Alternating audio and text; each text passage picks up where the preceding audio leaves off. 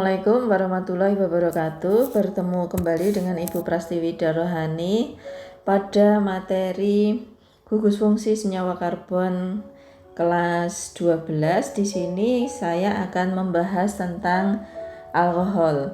Alkohol dalam kehidupan sehari-hari banyak kita jumpai. Kalian melihat sering menggunakan alkohol 70% untuk mengobati luka, ya, antiseptik, desinfektan seperti itu. Terus kemudian kalian pernah beli parfum atau deodoran itu, ya, itu juga ada campurannya dari alkohol. Alkohol sendiri itu mempunyai, sebenarnya itu adalah turunan alkana, ya, sebenarnya turunan alkana, tetapi atom H-nya diganti dengan gugus OH. Akan kita pelajari lebih lanjut. Di sini alkohol, ya, nanti akan kita belajar tentang tata nama, kemudian penggolongan, isomer, sifat-sifat, kegunaan dan pembuatan alkohol. Next, tata nama alkohol, ya, sesuai dengan IUPAC, ya. Kita tahu bahwa rumusnya alkohol di video saya sebelumnya itu kan CnH2n plus 2O, ya. Rumus ini sama juga dengan rumusnya ether, ya. Rumusnya ether juga sama, di mana alkana yang salah satu atom H-nya diganti oleh OH, ya. Jadi alkohol itu gugusnya ROH seperti ini. Nah, bagaimana penamaannya, ya, sesuai dengan IUPAC. Nama yang pertama, nama alkohol diturunkan dari nama alkana, yaitu akhiran A diganti ol. Jadi kayak metana itu diganti metanol gitu, ya. Jadi metana ini kan alkana. Ini kalau alkohol menjadi metanol. Kemudian etana menjadi etanol dan seterusnya, ya. Propana menjadi propanol, seperti itu. Kemudian penomoran pada alkohol alifatik, ya, rantai terbuka dimulai dari ujung rantai induk yang paling dekat dengan gugus hidroksil. Jadi yang dekat gugus OH ini nanti dapat nomor kecil, ya. Jadi OH-nya ini nanti dapat nomor kecil. Kemudian apabila rantai induk yang ketiga, ya, apabila rantai induk mengikat gugus alkil atau halida, penomoran dimulai dari ujung rantai induk yang mengandung OH dan paling dekat dengan gugus substituennya. Nah, kita contohkan seperti ini. Kalau yang nomor 2 tadi, jadi alkohol ini harus dapat nomor kecil, ya. Jadi ini nomor 1, 2, 3, ini 1, ini 2, 3, 4. Nah, ini nomor 1, jadi namanya 1 butanol seperti ini.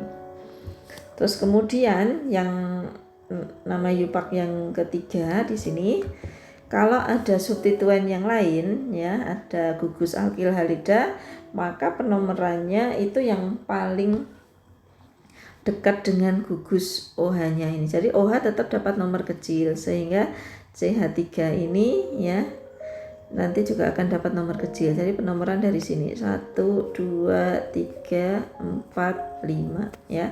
Yang penting OH-nya nanti dapat nomor kecil, gitu, ya.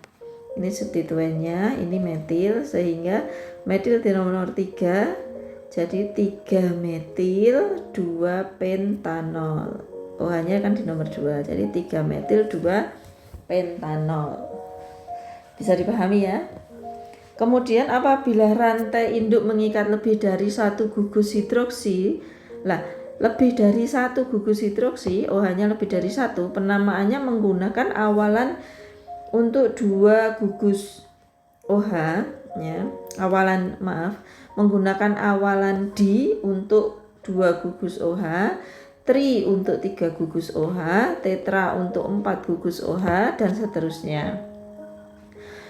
seterusnya tepat sebelum akhiran ol. Jadi penamaannya dimulai dengan menyebutkan posisi OH, diikuti nama alkana dengan akhiran A-nya tetap, lalu awalan diti tetra dan seterusnya itu ya sesuai jumlah gugus OH-nya serta diikuti akhiran ol yang terakhir ya.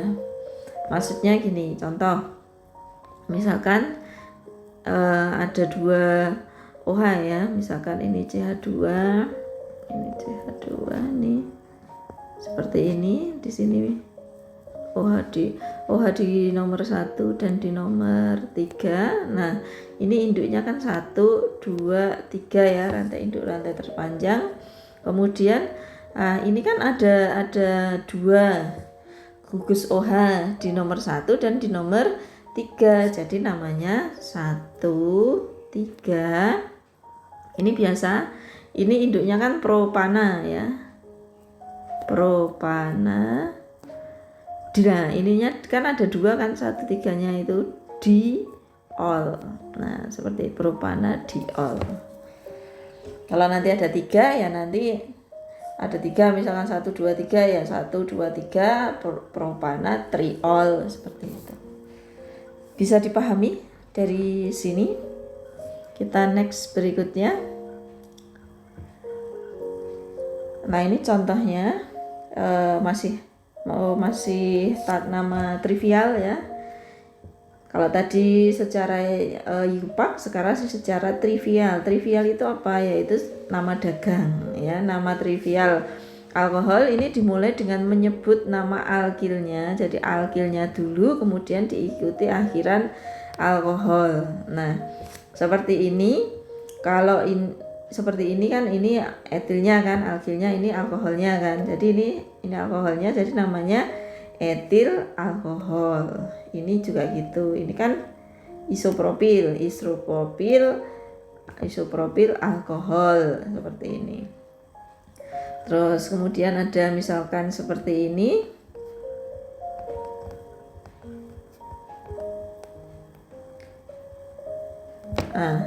Seperti ini.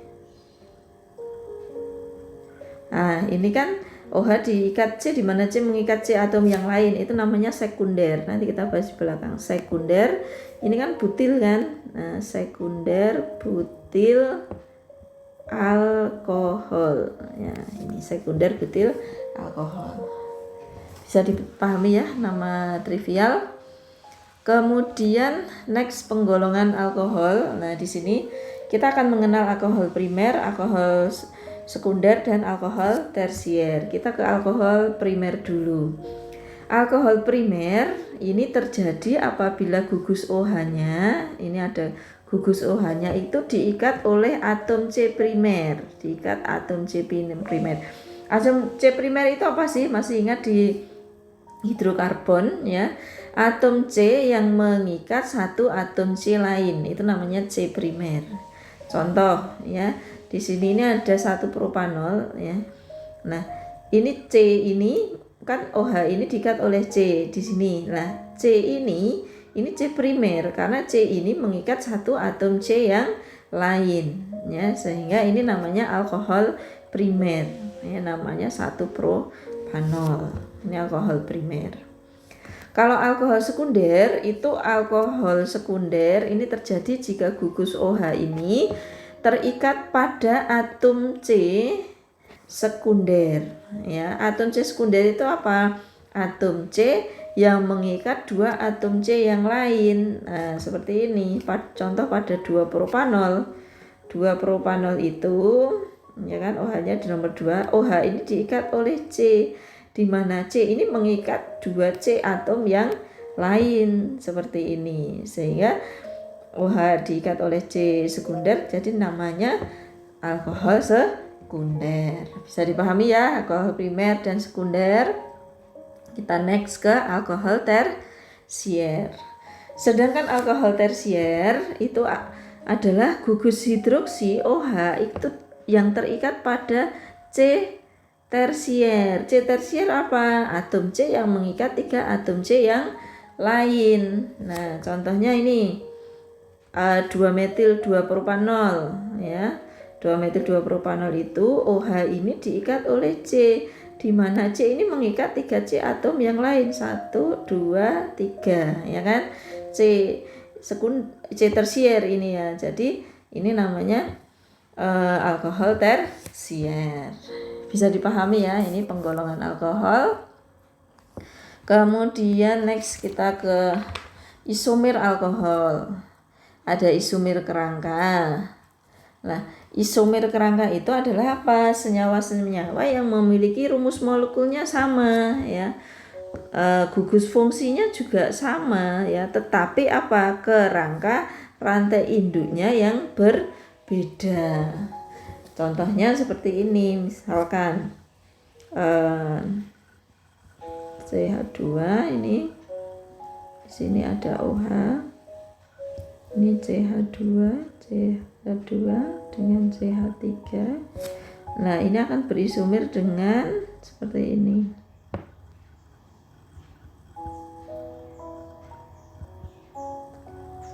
CH3. Nah, ini sama ini rumusnya kan sama, C-nya kan sama dengan 4 juga kanan kiri ini ya. Nah, tetapi kita lihat ya, C di sini ini kan juga di OH di sini kan nomor 1, ini 1, 2, 3, 4. Ini 1, 2, 3. Nah, di sini ada metil, di sini ada OH ya. Kalau ini namanya 1 butanol ya kan. OH-nya di nomor 1. Kalau ini namanya ada cabangnya itu 2 metil, itu kan di nomor 2 cabangnya, 2 metil 1 propanol. Nah, 2 metil 1 propanol. Nah, dari sini dilihat ya, ini rumus molekulnya ini sama ya, gugus fungsinya ini juga sama, OH semua kan, di nomor 1 semua juga kan, tetapi kerangkanya ini yang berbeda. Ininya lurus ya, ini bercabang, di sini ada cabangnya. Begitu. Itu namanya isomer kerangka. Kemudian isomer posisi. Isomer posisi itu senyawa-senyawa yang memiliki rumus molekul sama, gugus fungsinya sama, kerangkanya sama, tetapi letak posisi gugus fungsinya yang berbeda. Nah, contohnya seperti apa? Contohnya seperti ini. Misalkan butanol ya, butanol.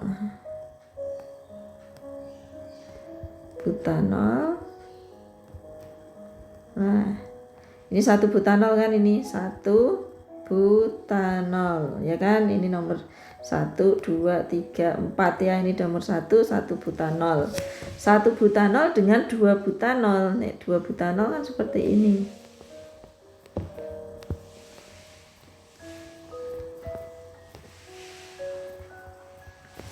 Nah, maaf ini C ya. Ini 1, 2, 3, 4. Nah, ini di nomor berapa? Di nomor 2. Jadi namanya 2 butanol. Ya, 2 butanol. Paham ya ini?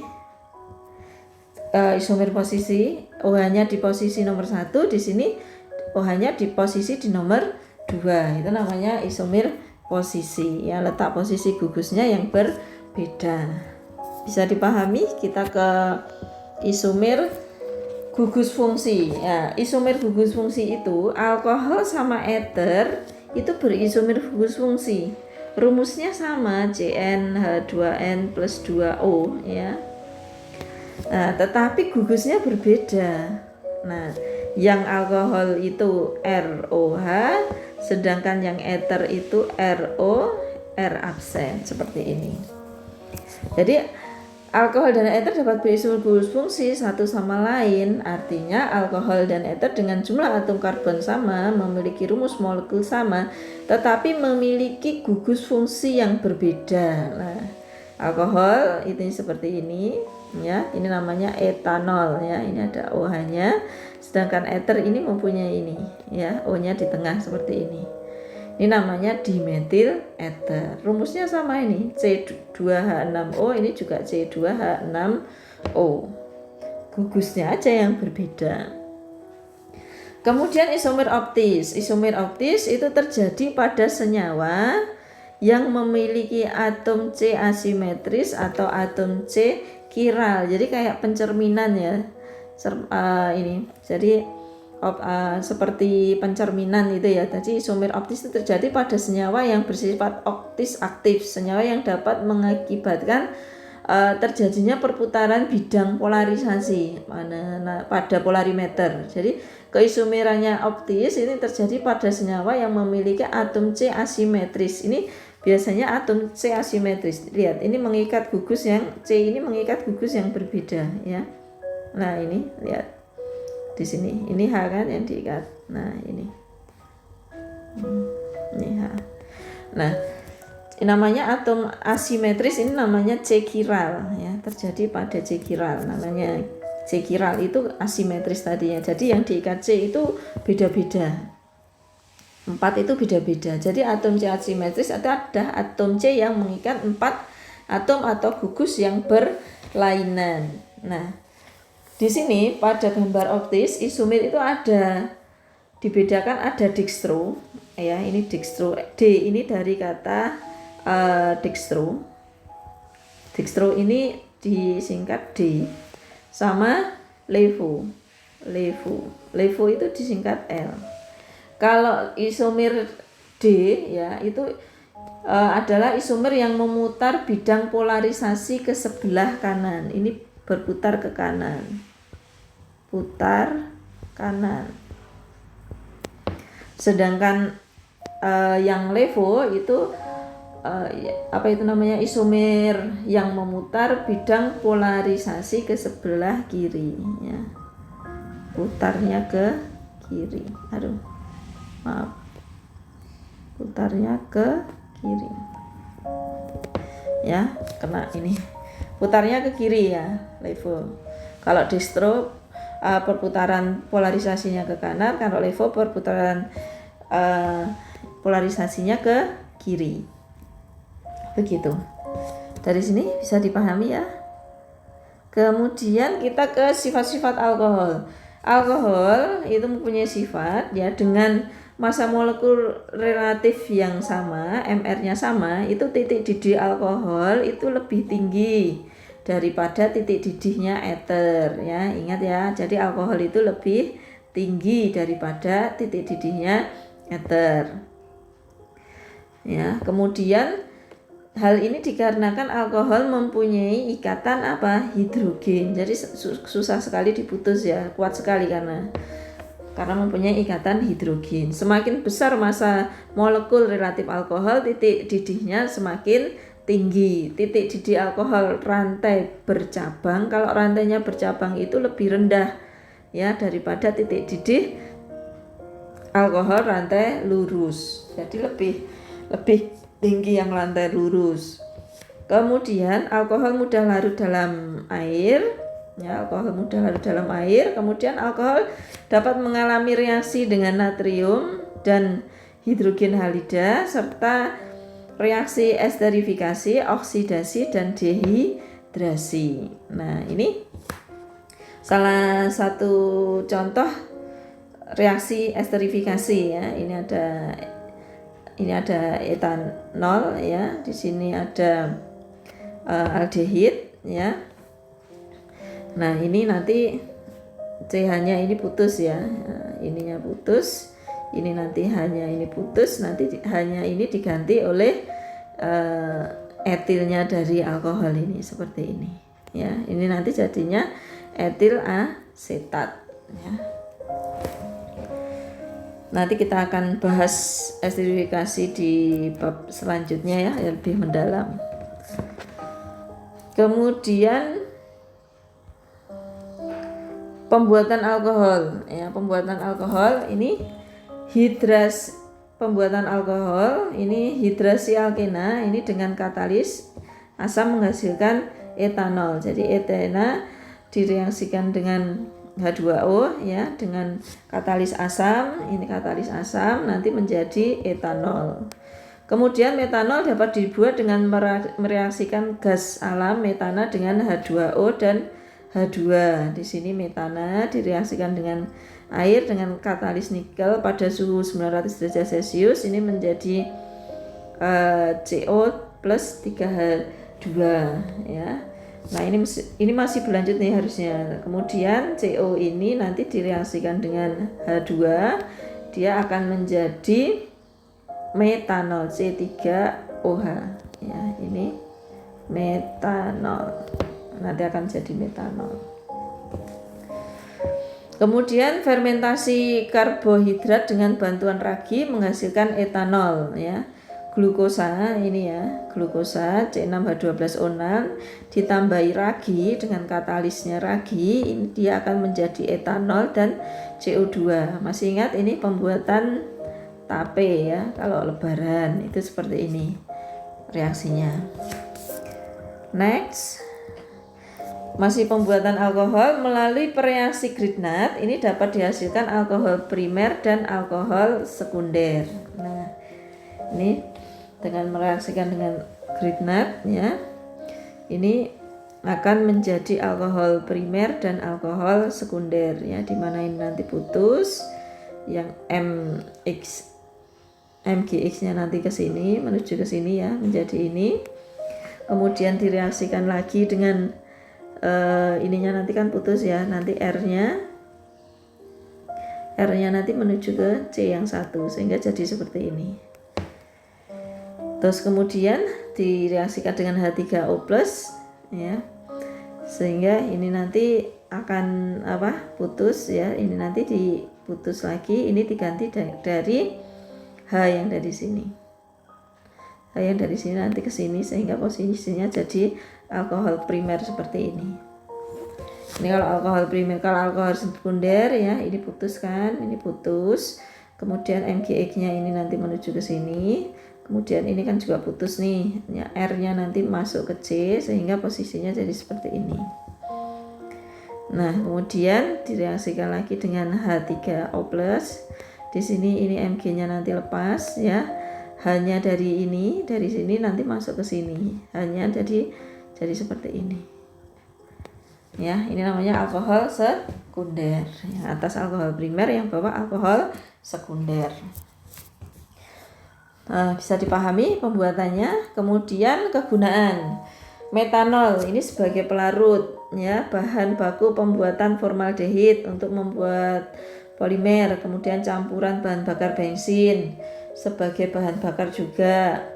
Kemudian etanol ini pembersih luka dan antiseptik, sebagai spirit minuman keras bermetil yang diproduksi dalam skala industri, tetapi ini berbahaya loh ya, apalagi metanol ya. Sebagai bahan bakar ya, etanol ini juga sebagai bahan bakar untuk bahan bakar yang terbaik maupun dicampur dengan petrol atau bensin. Kemudian juga sebagai pelarut. Kemudian etilen glikol ini zat anti beku. Kalian tahu radiator pada mobil itu menggunakan etilen glikol karena untuk mendinginkan mesin ya, zat anti beku pada radiator mobil. Dan bahan baku serat sintetis seperti dakron dan bahan pelunak atau pelembut. Kemudian gliserol, nah ini pelembab dan pelembut pada lotion dan berbagai kosmetik. Ini sering dipakai cewek-cewek ya. Dari sini semoga bisa dipahami. Yang belum subscribe silahkan subscribe untuk membangun channel ini agar selalu bersemangat. Likes dan komen. Saya punya quote ya, dulu waktu aku pandai aku ingin mengubah dunia, ketika setelah aku menjadi bijak aku berpikir untuk mengubah diri sendiri ya, dari Maulana Jalaluddin Rumi. Wassalamualaikum warahmatullahi wabarakatuh.